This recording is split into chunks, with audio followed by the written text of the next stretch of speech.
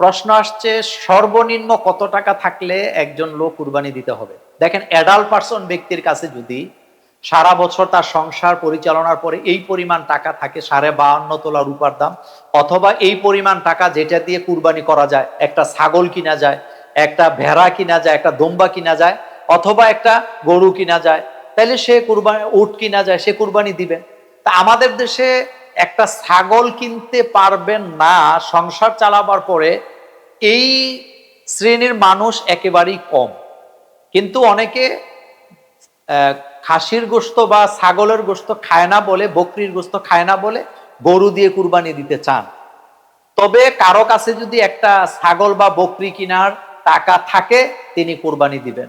সেটা কখন? সেটা হলো ঈদের দিনগুলোতে, অর্থাৎ জিলহজ মাসের 10, 11, 12 এই সময়টাতে কারো কাছে যদি এই পরিমাণ সম্পদ থাকে, যেই পরিমাণ সম্পদ থাকলে পরে উনি কুরবানির পশু খরিদ করতে পারবেন। এবং পশুটা কি হবে?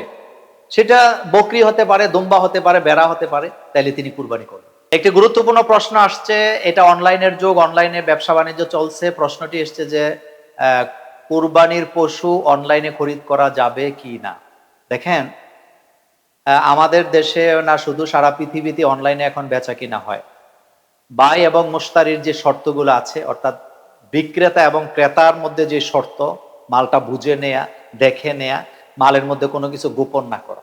তো সেম, আপনি কাপড় কিনতেছেন, আপনি আপনার টি শার্ট কিনছেন, পাঞ্জাবি কিনতেছেন, অথবা যে কোনো ড্রেস আপনি কিন্তু অনলাইনে কিনতে পারতেছেন। যেহেতু অন্য পণ্য আপনি কিনতে পারতেছেন, এবং যারা বিক্রেতা তারা কিন্তু আপনাকে এটার মান কি, দাম কত, সবকিছু আপনাকে বলার পরে আপনি ওইটা কিনেন। সেম কুরবানির পশু আপনি অনলাইনে কিনতে পারেন, কোনো সমস্যা নাই। এটা আমাদের দেশে বা সারা পৃথিবীতে এখন এটা চলছে। গরুটার ওজন কতটুকু, গরু জবে করার পরে কতটুকু ওজন থাকতে পারে, সেটা কিন্তু তারা ডিটেলস দিয়ে দেয়। এটার হাইট কত, ওজন কত, চামড়ার মানে আয়তন কত, সবকিছু কিন্তু ওরা দিয়ে দিচ্ছে। তো অনলাইনে আপনি নিতে পারেন, কোনো সমস্যা নাই। তবে এক্ষেত্রে অবশ্যই যিনি বিক্রেতা, তিনি যেটা দেখাচ্ছেন, যেটার ব্যাপারে তথ্য দিচ্ছেন, অবশ্যই সেই মালটা সে দিবে। যদি না দেয় তাহলে সে গুনাহগার হবে। আর নরমালি আপনি অনলাইনে কোনো কুরবানির পশু খরিদ করলে আপনার কুরবানিতে কোনো সমস্যা হবে না, আপনি ওইটা দিয়ে কুরবানি দিতে পারবেন। যদি পশুতে বড় ধরনের কোনো খুঁত না থাকে, তার যদি পা ভাঙা না থাকে, অথবা যদি সে ল্যাংড়া না হয়, কানা না হয়, তাহলে আপনি ওইটা দিয়ে কুরবানি দিতে পারবেন।